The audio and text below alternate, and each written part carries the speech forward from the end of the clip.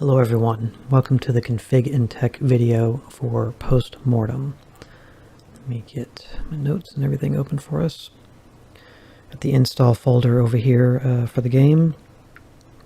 In this video we will be setting up Mortem, general settings and advanced where needed. This will hopefully put the game in the best playable state it can be. Any links that are covered will be in the description of this video. So we got some preliminary setup here. Mortem runs in DirectX 7 natively. We'll be running it in DirectX 11. All that said, this is an old game. Expect to have issues. DG Voodoo API. My version is 2.8.2.2. This software can be used on other games that are older as well to achieve similar results and improvements we'll cover. I would recommend, if you are so inclined, that you check out my Siberia 1 config and tech video as well. In that video I covered DG Voodoo for the first time, and in some ways in greater detail. You can expect this video's coverage of DG Voodoo to be more concise and to the point. So you'll find this link in the description of this video if you want to look at the playlist. So next thing you need to do is download and install. And I will put this link in the description as well. This will take you straight to the DG Voodoo download site. On the site, under latest stable version, get the one that says for regular usage. Once you have DG Voodoo downloaded and extracted, take the DG Voodoo cpl.exe and move it to your Mortem folder, where you have postmortem.exe and game.exe installed. Just what we're looking at here. You'll have a lot more folders and a lot more files than I do. I just choose to hide files that I'm not going to be talking about or covering in the config and tech video for the games that I put up here, just so we can focus on what is important and not be distracted by anything else. I have the zip here. You may have a different number. As long as you have this version or higher, then you'll be fine. Always get the latest version. So when you open the zip file, this is what you'll have in there, and this is what I was talking about. You need to grab this file here, which you can see is right here in the folder. Drag and drop that in there. And then you need to open the MS folder right here, and then open the x86 folder in here, and drag, move all 4.dll files into the same folder as you put DG Voodoo cpl.exe. So you'll have this file, and then you'll drag and drop those four into here. And that will be what you need to do to install it. Continue here. The next section, DPI compatibility adjustments. We need to make a few adjustments to the .exe files for Mortem. These adjustments will help ensure that the game's resolution displays properly.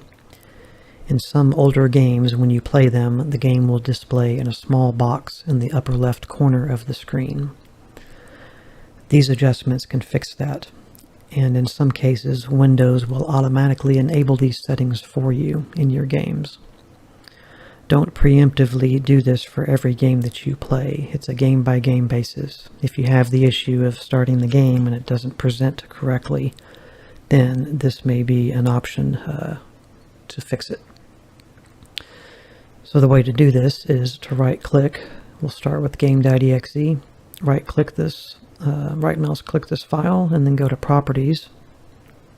You can follow along with me here. And then you want to click the Compatibility tab, and then click Change High DPI Settings button, which is right here. And then down here you'll check the box for Override High DPI Scaling Behavior.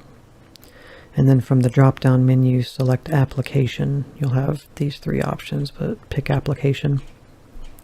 Then click OK, and then click Apply, and then click OK again. And then do the same exact thing for the next exe, Post-Mortem. You don't need to do it for the DG Voodoo, just the 2 game exes. Same method, right-click, Properties, Compatibility, Hide DPI button, checkbox, put it on Application, OK, Apply, OK. And that will do that and fix that. I think in my testing I did notice, I think that it did it automatically for this game, but just to ensure that it's set up correctly, I wanted you to manually do it as well. Because this is a kind of game, an old enough game and a type of game that can cause resolution problems. But a lot of times you'll know Windows has automatically done it for you, because when you quit the game, it'll pop a little Windows pop-up and say like, compatibility adjustments have been made or automatically set or something like that. And that's usually what it's doing. And I think it does it for this game as well. But anyway, next thing. Yeah.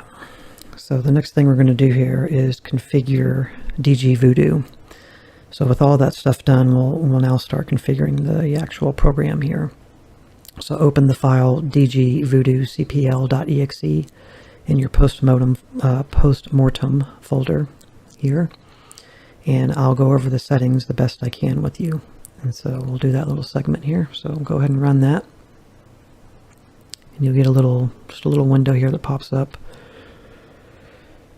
And here, wherever you specify, it should automatically be specified, but you can change it to be which I wouldn't recommend you do, because then you'll lose the settings if you uninstall the game.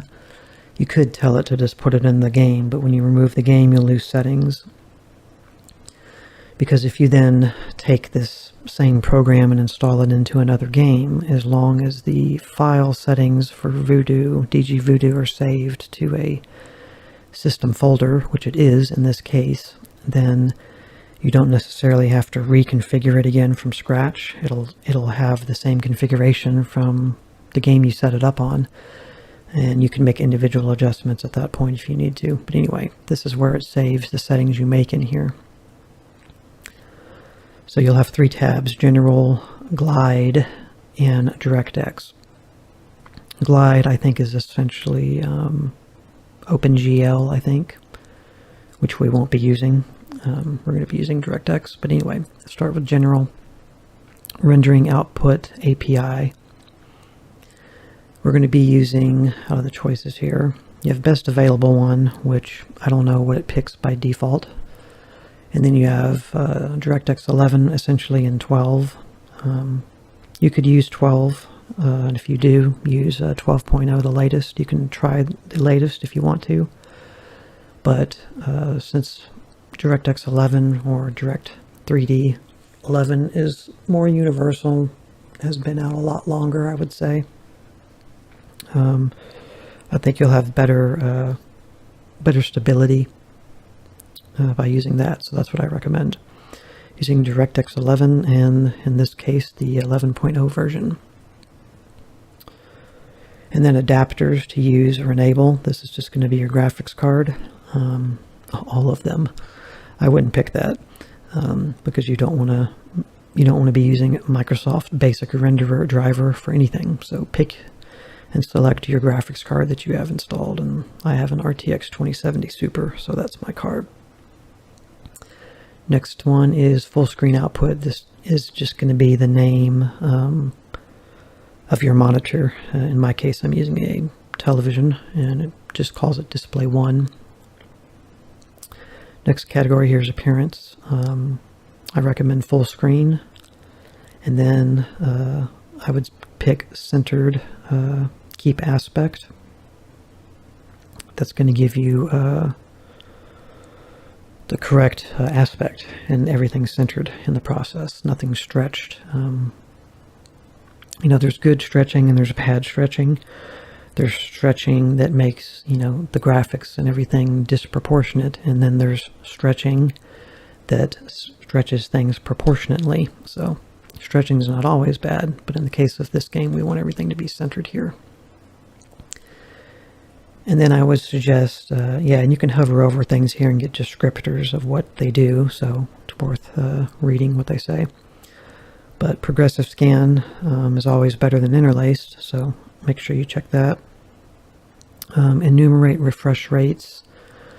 Enumerates refresh rates in the resolution select combo boxes and let you choose one. However, if other than the application default is used, it can cause heavy animation lagging or glitches. So that being said, that's why I'm not using that. Next category is color adjustments. This is all default. Inherent color profile on the full screen mode. I'm not sure if that's checked by default, but I checked it. Preserves your monitor color. Yeah, go ahead and check that. These are all in their default positions.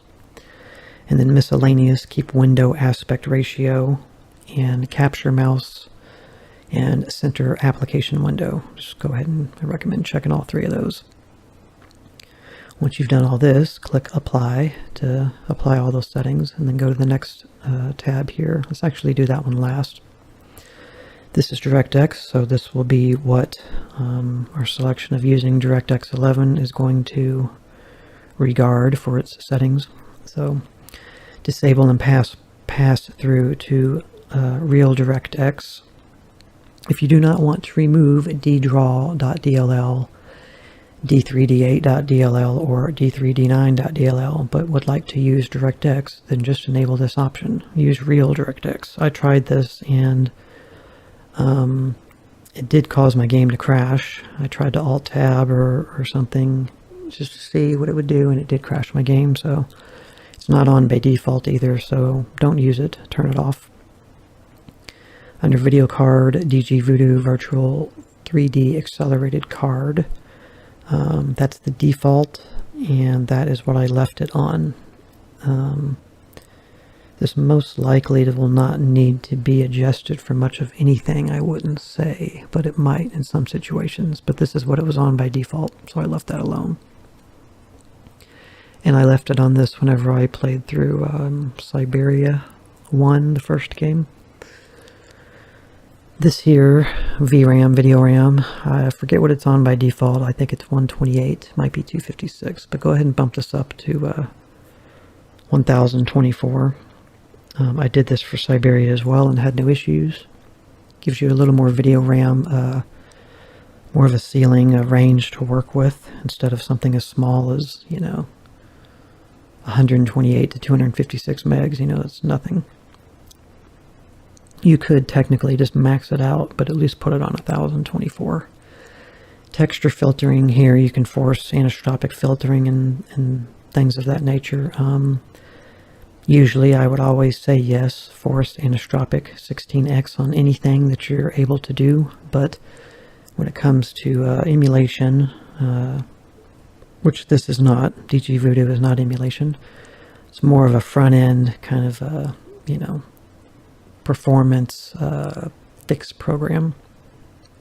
But in the cases of emulators in this, I have found an experience of just playing games through them, that forcing anisotropic filtering, texture filtering, can actually cause texture issues, usually in the form of black lines, either vertically or horizontally.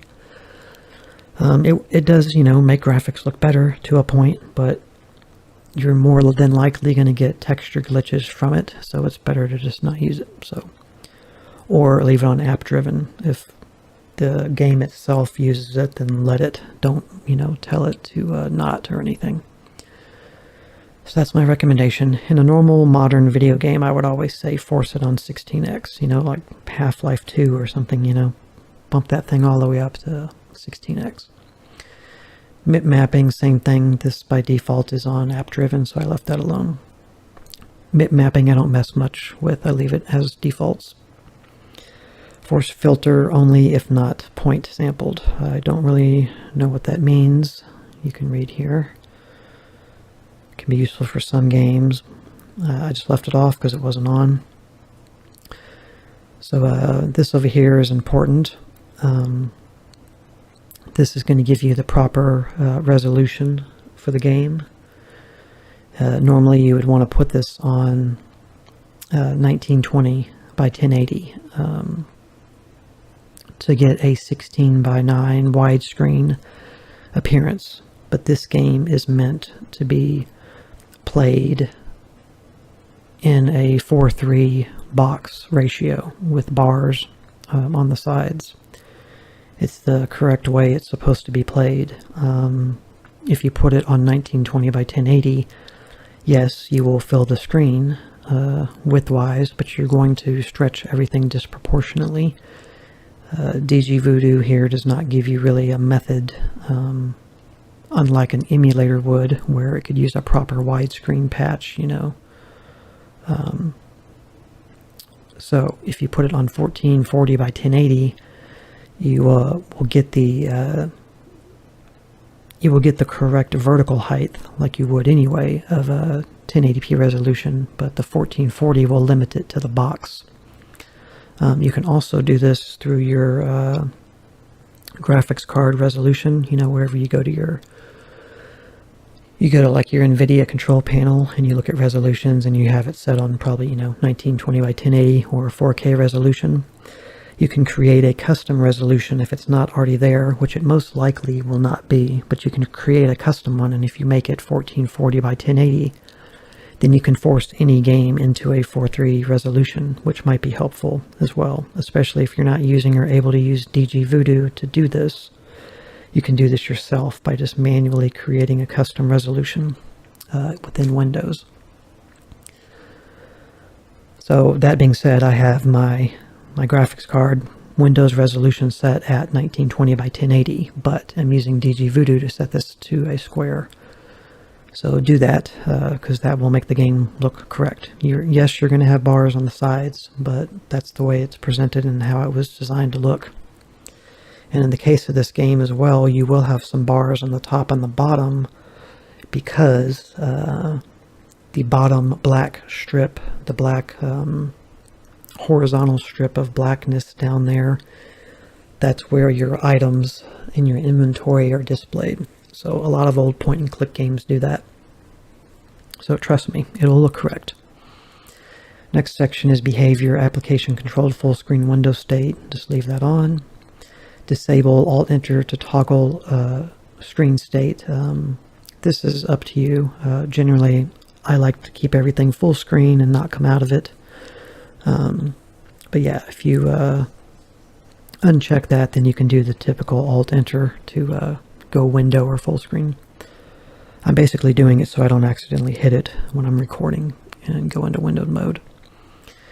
So anti-aliasing, this is just your standard MSAA. You can force it objectively. It'd probably be better to force this through NVIDIA or whatever your AMD than it would be to use it through here. The game actually has its own form as well, but I don't know how good it is, so I'm kind of overlayering and overlapping a little by letting DG Voodoo here force 8x into it, because it could be only 4x that the game's doing or whatever. But it's okay. Just leave it on 8x. The game doesn't have bad aliasing anyway. Next category is miscellaneous, bilinary DD/CPU operations. I'm leaving this off. It can help things in some situations, but it's not necessary here. Force VSync, I always use VSync when I can, just to lock my frame rate in to avoid screen tearing. That's up to you. Fast video memory access sounds good, but it could cause problems, so I'm just going to leave that off. Apply Phong shading when possible. Trying to read here. If memory serves me, I think this affects shadows that your characters can cast in these games, in the point-and-click games. It makes their shadows look better.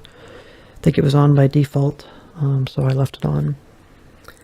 And then definitely make sure you uncheck DG Voodoo watermark, because otherwise you're going to have like a DG Voodoo tattoo on your screen, your video down here in the corner or somewhere on the screen. So make sure you turn that off and click apply. And essentially Glide or OpenGL, you come here. A lot of the same, some of the same settings, but I'll run down this here. These do not apply for this game or this particular thing that we're doing here, because in here we are forcing it to be on DirectX 11. I don't even see a way to force it into Glide or OpenGL, unless that's what Best Available 1 does. Maybe it does do that. This could also be software mode, whereas DirectX is hardware mode, but I think this is OpenGL. But this is basically kind of what the defaults are on. Voodoo 2. These are just old school, like, graphics cards. Back in the day, 3D cards. Then texturing. It's a lot, 4000 KB. I didn't change any of this stuff except for the resolution. I went ahead and made it match my DirectX resolution of 1440 1080. Made this 8x. Disabled the watermark. Forced VSync. Yeah, so these should be, pretty standard, except for a few adjustments, but they don't really apply anyway. What applies will be what we did here in DirectX. Alright, so that pretty much covers DG Voodoo. It's pretty simplistic, and I'm not saying that in a bad way, I'm saying that in a good way. I like these kinds of programs to be simplistic, and they should be, so that they are easy to use for people that are not experienced. And also, having hover over tooltip pop-ups that give you an explanation is always a plus to any programmer and software that they make, in my eyes, that they take the time to do that. They know what it means, and most people using these programs know what it means, but I appreciate it that they do that, so that you can get an explanation and a better understanding. You don't have to go and search Google. You don't necessarily figure out, what point cast palette driver builds means. You can hover over it and it'll give you a description. So that's very nice. All right. So apply everything, click OK. You can also click About here and get some information here about the developers and see the version you got. You can also see the version up here. So yeah, as long as you have 2.82.2, you're good, but go ahead and get anything newer. If you're watching this, 10 years from now, whatever version happens to be out there then. So as I said, these are all the files you'll need from this zip below. Just drag and drop them in here and then configure it. All right. So the next thing, some configuration final notes. You don't need to run DG Voodoo program when you play the game. Make your adjustments and save them, just as we have, and then run the game.exe to play post-mortem. You can launch the game either way. It doesn't matter. Even when you're launching it through Steam, it's going to launch game.exe, I believe. If you launch it through post-mortem, you get like an extra few loading screens or something. Not loading screens, but, well, they are. Loading screens showing logos or something, so you can speed it up a little bit if you just run game. But yeah, you don't have to run this program. In some situations, depending on the program you're using, like Fluffy Mod Manager for Resident Evil games, you would run that and then execute the game through the mod manager. But in this case, this is just for configuration purposes, and then you'll run the game normally afterwards. So I just wanted to mention that. Then the next thing you can do here, disable intro video. You can disable the intro video that plays when you start the game, allowing you to get to the title screen faster. I'll show you how to do that right now. So that's why I left this one video folder visible and not hidden, because we need to mess with it. So you go in here and you look for this video here, not the post-mortem one. That's an actual introduction video to the games, like the starting a new game cutscene. But we'll see this Microids cutscene video when I play the first gameplay video, because I always show those. So don't come after me, Microids. I do show your introduction screens and everybody else is in the first gameplay video. But when I play subsequent videos like gameplay part 2 or 10 or 16 or whatever, I'm usually already loaded into the game, but I do represent them at least once. But I will be doing this myself so that when I start the game, you know, for the consecutive videos, I won't have to go sit through the video either. But what you need to do in the case of this one, you can't simply delete it, because if you do, and nothing is there when you start the game, it will cause it to crash completely. The game won't start. Something has to be here. But what you do to do this is just rename it, and I usually do .bak, short for just back or backup. And then it'll say, if you change a file name extension, the file might become unstable or unusable. Are you sure you want to? Yes. And it won't be a normal file that has an icon. I mean, none of these do, because I guess I don't deal with too many par files, .par. So they don't have a program associated with them. They're just a blank document icon. But I'm saying that's what a .back will represent, because Windows doesn't know what a .back is. So you've done that. So now the file is basically not there, but the game still needs to look for it. So what you do is you right-click, you go New, and then you say Notepad document. So you make a new Notepad document. And you basically call this the same thing. You call it intro_microids.par. And you erase the .txt at the end.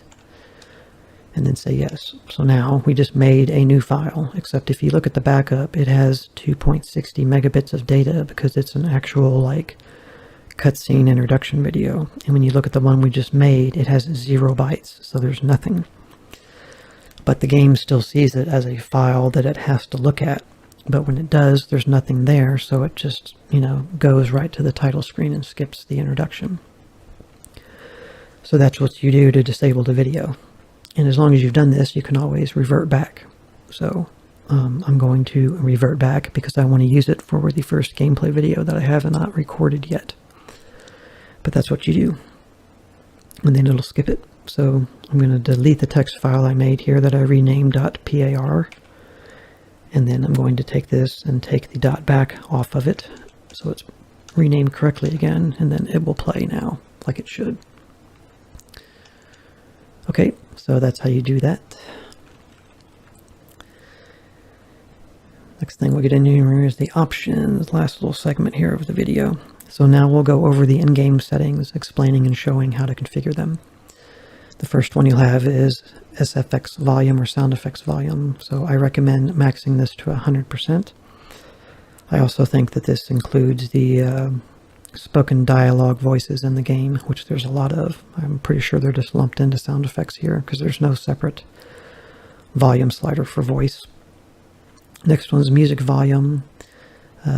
This is a game that has pretty loud music, which can overpower the spoken dialogue I just mentioned in the game, as well as my commentary. And even at 50%, I found it too loud, so I decided on 25% volume level for music. It'll be there, but it's kind of faint. And I didn't want it to get annoying either, because it's always playing. There's always music playing, even when you're just doing normal stuff in the game. Subtitles, I recommend setting this to on or yes. Gamma correction, use this to adjust your brightness for the game. Please see the screen adjustment setting below. So we'll talk about that more here in a minute. Anti-aliasing, I recommend setting this to on or yes. And screen adjustment, you will need to reference this image to configure the gamma correction setting above.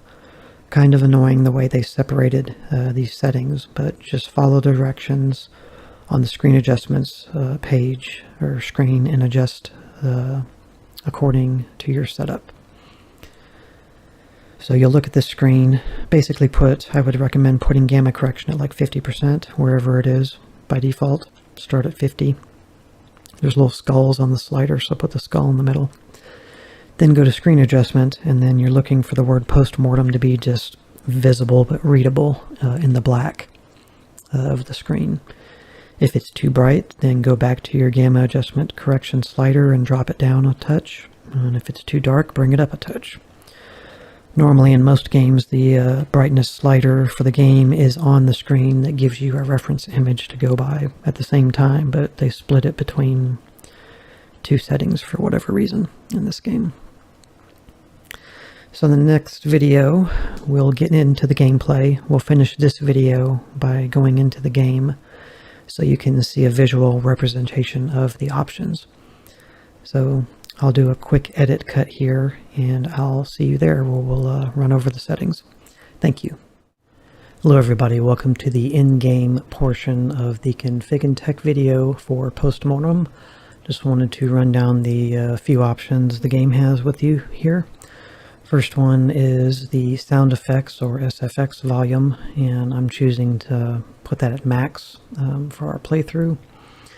And then the music volume, as I mentioned previously already, the music is pretty loud in this game, and there is a lot of spoken dialogue between characters, quite a bit of it actually.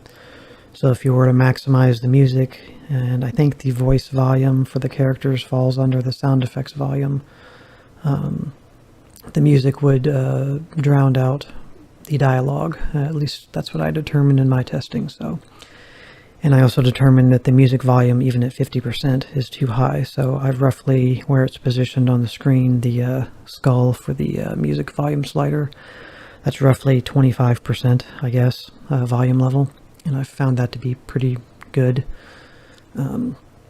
There's always music going as well during dialogue and then during just normal gameplay. So since I'm going to be talking and there's a lot of talking in the game, I think these volume levels work out pretty good. Then subtitles, I'm choosing to put those on just because I tend to use them when I play, and I think it's good to have those on when putting videos on YouTube of gameplay. And then gamma correction, we'll skip that at the moment and come back to it in a minute. Anti-aliasing, put that on. I don't know what kind of anti-aliasing the game uses, probably just MSAA or whatever, something basic and simple, nothing crazy. But if you did follow my instructions through DG Voodoo, we're also using anti-aliasing through that, which is more or less standard anti-aliasing as well, but a higher amount of it. And theoretically, it's worth mentioning that it's not a good idea to usually stack anti-aliasing methods, but it's not going to be that big of a deal in the case of this game as old as it is. And I actually did some screenshot testing with it on in the game and off in DG Voodoo, and then having them both on, and then I compared all the screenshots, and there wasn't much of an improvement or variation anyway. So go ahead and leave it on in the game, and leave it on in DG Voodoo. So screen adjustment, that's the one here that will dictate what you do with gamma correction. When you click screen adjustment, it will bring you to this screen, and depending on how you have your monitor or TV calibrated and everything, you may or may not be able to see what I'm seeing. But as the thing says here, to calibrate your screen, please, 1, adjust the brightness until the center of your screen is completely black, and then gradually increase the brightness until the words post-mortem appear. So, and maybe you can see it or not here, but it says post-mortem. I'm tracing the word post, but post-mortem here. So basically, like, go back out of here, go to the gamma correction bar, drag this skull basically all the way to the left as your baseline. Click on screen adjustment. It should be completely pitch black, not be able to see the word post-mortem, just this text. And then go back to gamma correction and put it roughly at 50%, like right above the E and yes here. And then go back to screen adjustment, and you should be able to see the word post-mortem. And then go from there. Either, if you can't, increase it a little more like I did, or back it off a little bit. Normally, this brightness adjustment and your reference image would all be, like, the slider should be in here. You know, the slider shouldn't be out here. So that's what you got to do. You got to go back and forth between the two. So don't go by where I have the skull positioned. For for me, this is just based on my setup, but start in the middle and see where you are, and use that as your reference. And that's it. That's all the game has for options. The controls and whatnot are very simplistic in this game. I'll cover those in the first gameplay video. So thank you very much for watching. I really do appreciate it. This will conclude the Config and Tech video for Mortem, and in the next video we will get straight into the gameplay. Thank you, and we'll see you there. Bye.